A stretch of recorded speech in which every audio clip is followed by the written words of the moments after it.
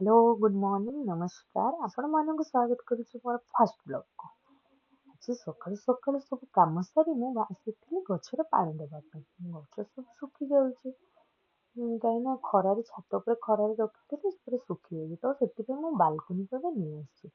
ଏପଟେ ବାଲକୋନିରେ ଖରା ଆସୁନି ତ ସେଥିପାଇଁ ମୁଁ 2 ଦିନକୁ ଥରେ ଗଛରେ ପାଣି ଦଉଛି।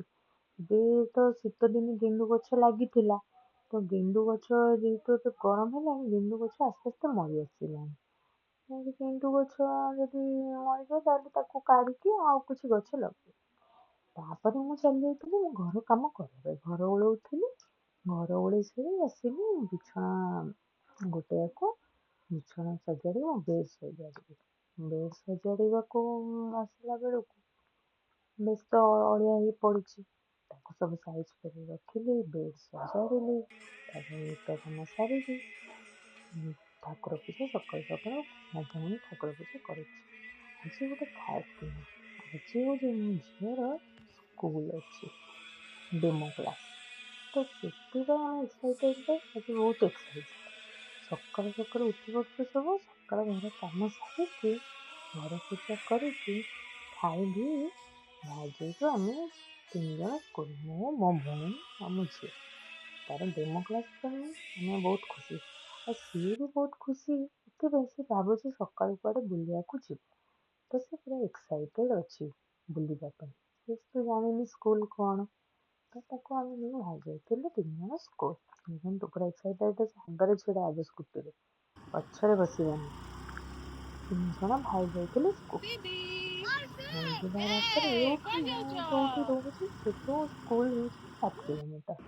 ତ ଟିକେ ଆମକୁ ଅସୁବିଧା ହେଲେ କିଛି କରିବାର ନାହିଁ। ସ୍କୁଲ ପାଖରେ ବି କିଛି ନାହିଁ ତ ଆମକୁ ଯିବାକୁ ପଡିବ। ଆମେ ଗପି ଗପିକା ପହଞ୍ଚି ଯାଇଥିଲେ ସ୍କୁଲକୁ। ସ୍କୁଲରେ ଆସିକି ଷ୍ଟାର୍ଟ ହେଇଯାଇଛି ତାର ଖେଳକୁଦ। ସେ ତ ଏମିତି ଅସ୍ଥିର ସବୁବେଳେ। କେତେବେଳେ ସ୍ଥିରତା ନଥାଏ। ସବୁବେଳେ ଅସ୍ଥିର। ସେ ଖାଲି ଖେଳିଲା।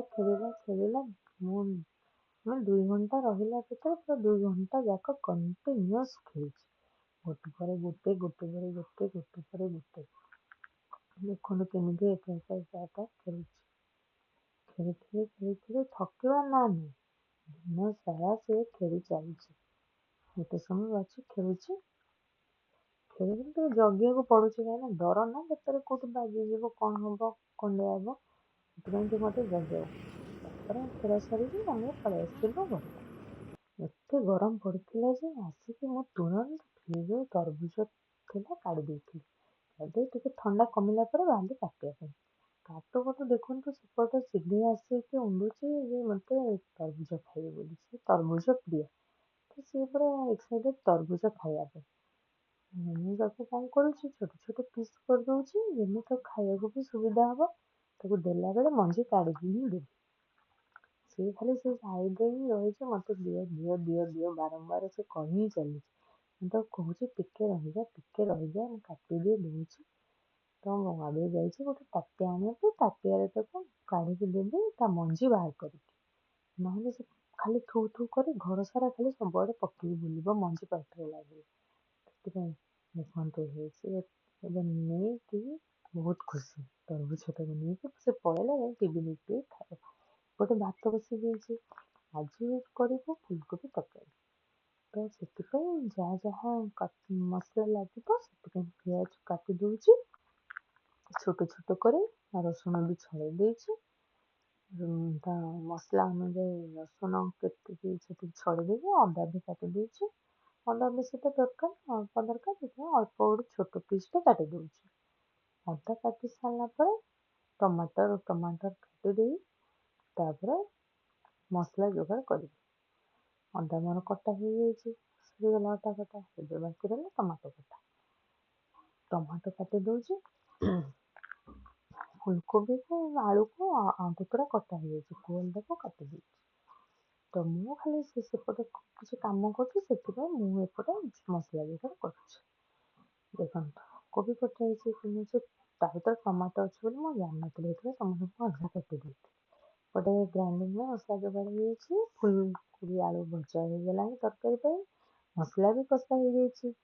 ଏବେ ଫାଇନାଲ ତରକାରୀ ବି ସରିଯାଇଛି। ତାପରେ ମୁଁ ସିଧିକୁ ନେଇ ଗଲେ ଗାଧୋଇ ଦେବା ପାଇଁ। ସିଏ ଗାଧୋଇବା ପାଇଁ ତ ବହୁତ ଖୁସି। ତାପରେ ସେ ଟାୱେଲ ପିନ୍ଧି ପୁରା ଦୌଡ଼ି ଦୌଡ଼ି ଆସିଲା। ଆଉ ଏବେ ହେଇକି ଗାଧୋଇକି ରେଡି ହେଇକି ଏବେ ତାର ହବ ମୁଁ ଅମୁଲ ଖାଇବି। ସେ ଅମୁଲ ପିଏ। ଦେଖନ୍ତୁ ସେ କେମିତି ଅମୁଲ ଖାଉଛି। ତାର ନିତିଦିନ ଏଇଟା ନହେଲେ ହବନି। ସବୁଦିନ ସେ ଅମୁଲ ଖାଇବ ହିଁ ଖାଇବ। ତାପରେ ତା ଟାଇମ୍ ହେଇଗଲା ଲଞ୍ଚ ଟାଇମ୍, ତ ତାକୁ ଆମେ ଲଞ୍ଚ କରିଦେଉଛୁ। ଲଞ୍ଚ ତା ସାଙ୍ଗରେ ଲଞ୍ଚ କରି ମୁଁ ବି ନିଜେ ତା ପାଖରେ ବସି ଲଞ୍ଚ କରିଦେଲି। ତାକୁ ନେଇ ଟିକେ ଘଣ୍ଟେ 1.5 ଘଣ୍ଟା ପାଇଁ ଟିକେ ଶୋଇଦେଲି। ନହେଲେ ସେ ଚିଡ଼ଚିଡ଼ ହବ ଦିନ ସାରା। ଶୋଇପଡ଼ିକି ଏବେ ତା ଉଠିବା ଟାଇମ୍ ବି ହେଇଗଲା। 2 ଘଣ୍ଟା ଶୋଇପଡ଼ିଲା। ଉଠିବା ଟାଇମ୍ ହେଇଗଲା। ଉଠି ସାରିଲା ପରେ ଟିକେ କାନ୍ଦିବ, ଟିକେ ଚିଡ଼ଚିଡ଼ ହବ।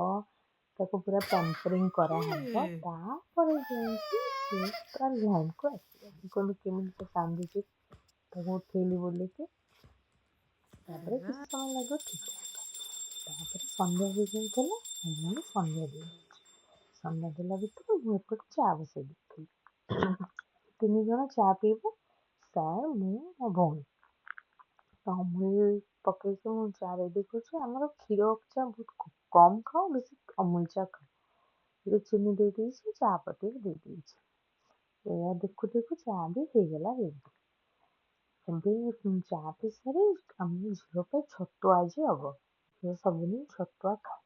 6-7 ମାସ ଯେତେବେଳେ ସେ ଥିଲା ସେବେଠୁ ଘରୋଇ ଛତୁଆ ତାକୁ ଦିଆହଉଛି। କାହିଁକିନା ବାହାରେ ଛତୁଆ ତ ଜାଣିନୁ କଣ ମିଶା ହଉଛି କଣ ନାହିଁ ତ ଜଣା ନାହିଁ।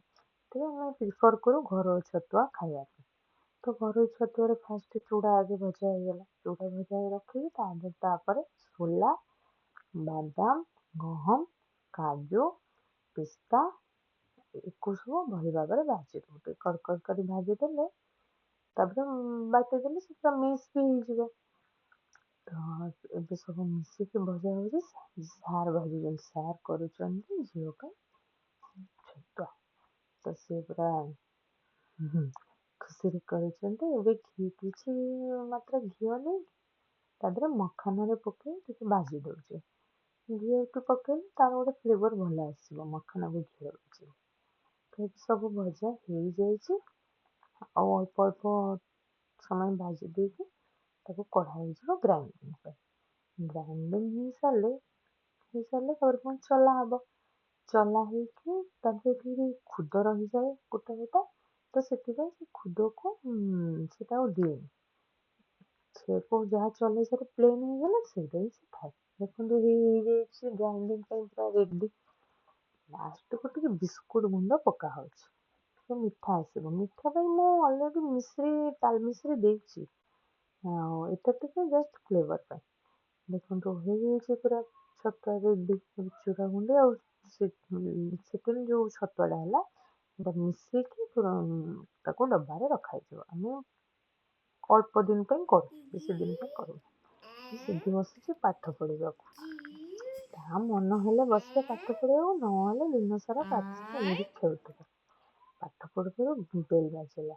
କ୍ଷୀର ବାଲା ଆସିଲା। ସିଧି ଚାଲିଲା କ୍ଷୀର ଆଣିବାକୁ। ତାର ଏଇଟା ସବୁଦିନ ଡ୍ୟୁଟି। ସେ ନିଜେ ଯାଇ କ୍ଷୀର ଆଣିବ। କ୍ଷୀର ଆଣିବ, ତାଙ୍କୁ ପୁଣି କ୍ଷୀର ବୋତଲ ଫେରେଇବ। ଫେରେଇକି ତାଙ୍କୁ ବାଏ ବାଏ ବି କହିବ। କହିଦେଇକି ବାଏ କହିକି ଆସିବ ଗେଟଟା ଦେଇ ଦେଇକି। ତା ଭିତରେ ମୁଁ ଆସିଯାଇଥିଲି କ୍ଷୀର ବସେଇବାକୁ। କ୍ଷୀର ଛାଙ୍କିକି ହିଁ ବସାଏ। କାହିଁକିନା କାଳେ କଣ ପଡିଥିବ କଣ। ଡାଇରେକ୍ଟ କ୍ଷୀର ବସାଏନି, ସବୁବେଳେ ଛାଙ୍କିକି ବସାଏ। କ୍ଷୀର ଫୁଟୁ ଫୁଟୁ କ୍ଷୀର ତ ସିଧି ହିଁ ଖାଇବ ତା ଛତୁଆରେ କ୍ଷୀର ଦରକାର। ଆଉ ରାତିରେ ରୁଟି କ୍ଷୀର ପାଇଁ କ୍ଷୀର ଖାଇବ। ଏ କ୍ଷୀରଟା ସେ ଖାଲି ସେଇ ଖାଇବା ପାଇଁ ଆମର ଆସେ। ତାପରେ ଏବେ ରୁଟି କରିବା ଟାଇମ୍ ହେଇଗଲାଣି। ତ ମୁଁ ଅଟା ଦଳିଥିଲି। କୋଏଲ ରୁଟି ବନେଇବ। ତ ମୁଁ ସିଧି ସାଙ୍ଗେ କଥା ହଉ ହଉ ଅଟା ବି ଦଳିଦେଲି। ଦଳି ଦେଇ ସାରିଲା ପରେ ରୁଟି ହେଇଗଲା। ରୁଟି ହେଇସାରିଲା ପରେ ଝିଅକୁ ମୁଁ ରୁଟି କ୍ଷୀର ଏବେ ଖୋଇଦଉଛି। କାହିଁକିନା ସିଏ ଆଗେ ଖାଇବ ଘରେ, ତାପରେ ସମସ୍ତେ ଡିନର କରିବେ। ଏବେ ତାକୁ ଟାଇମ୍ ଦରକାର ସେ ଖାଇବା ଭିତରେ। ସିଏ ଖାଇବା ପାଇଁ ଟାଇମ୍ ଲାଗିବ ବୋଲି ତାକୁ ଆଗେ ଖୁଆଉଛି। ତାକୁ ଖୁଆଇସାରି ତାପରେ ମୁଁ ଆସିଥିଲି ମୋ ଡେଇଁ। ରାତିରେ ହେଇଥିଲା ଲାଉ ଆଳୁ ସାରୁ କରିକି ତରକାରୀ। ଲାଉ ଆଳୁ ସାରୁ କରିକି ତରକାରୀ ହେଇଥିଲା, ତାକୁ ଟିକେ ମୁଁ ନଉଛି। ଆଉ ସକାଳରେ ହେଇଥିଲା କୋବି ତରକାରୀ। ତାକୁ ବି ଟିକେ ସାଇଡରେ ମୁଁ ସାଙ୍ଗରେ ନେଉଛି। ତାକୁ ନେଇ ସାରିଲା ପରେ ରୁଟି 2 ଖଣ୍ଡ ନେଇଛି। ଆଜିର ଡିନରଟା ଆମର ଏଇଟା। ଡିନର କରିକା ଖାଇସାରିଲା ପରେ ତାପରେ ମୁଁ ସିଧିକୁ ନେଇକି ଯିବି ଶୋଇବା ପାଇଁ। ସିଧିର ଚେଞ୍ଜ ହେଇଯାଇଛି, ରାତିରେ ଡ୍ରେସ୍ ଚେଞ୍ଜ କରିଦେଇଛି। ତାକୁ କହୁଛି ମୁଁ ଗୁଡ୍ ନାଇଟ୍ କହ, ସେ ଶୁଣିନି ମୋବାଇଲ ଦେଖୁଛି। ଚାଲନ୍ତୁ ଶୋଇବା ପାଇଁ। Good night.